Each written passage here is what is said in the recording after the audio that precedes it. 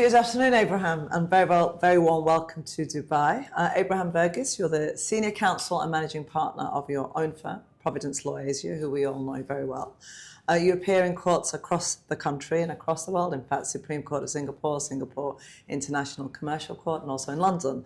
A very accomplished individual, and you've here not only in court and arbitration hearings, but you drive the strategic direction of your firm. You're an advocate, you're an arbitrator, and you've dealt with many international high-level arbitrations. So a very warm welcome to Dubai, firstly. Tell us, what brings you to Dubai Arbitration Week this year, and why do you think this platform matters for the international arbitration community? So Dubai, according to me, is right at the center of the earth at the moment. It is the crossing between East and West, and it's a very exciting place to be.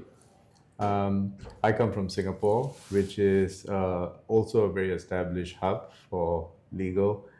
But I would say Dubai is certainly a place that we are keeping a close eye on, and we're very excited to see how we can open up the Singapore-Dubai corridor.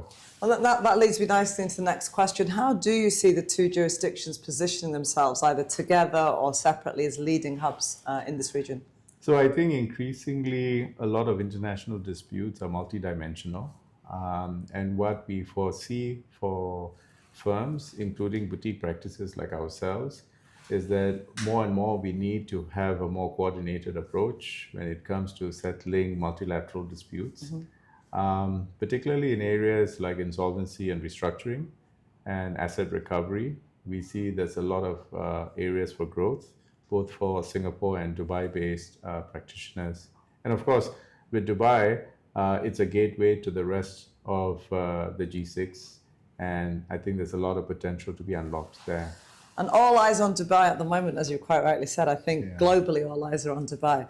In your experience, tell us, how do you think clients should go about choosing the right seat or institution for their international arbitrations? So I think on the question of seat, both Singapore and Dubai are very strong options. So ultimately, it's going to come down to the practical questions of which seat would better suit the needs of the parties. Typically for international arbitrations, you're talking about bilateral contracts involving parties from two different countries and a project that's situated in a particular place.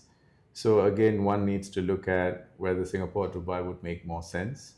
In the case of Dubai, if there's a question of enforcement within the Gulf states, then definitely Dubai has an advantage because of the enforceability of Dubai seated awards. Of course.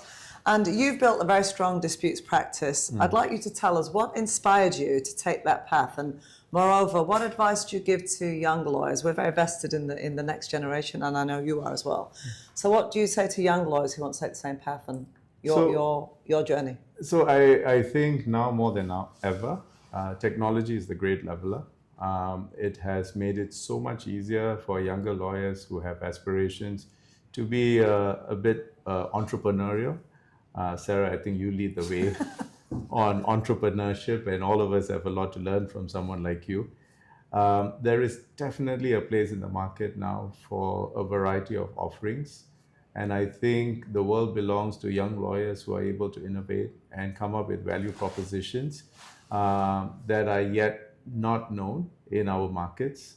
So in my case, for example, I took inspiration from a number of English law firms who had set up a couple of years before me in 2012 to offer conflict-free disputes only propositions. That has served us very well for the first 10 years of our practice.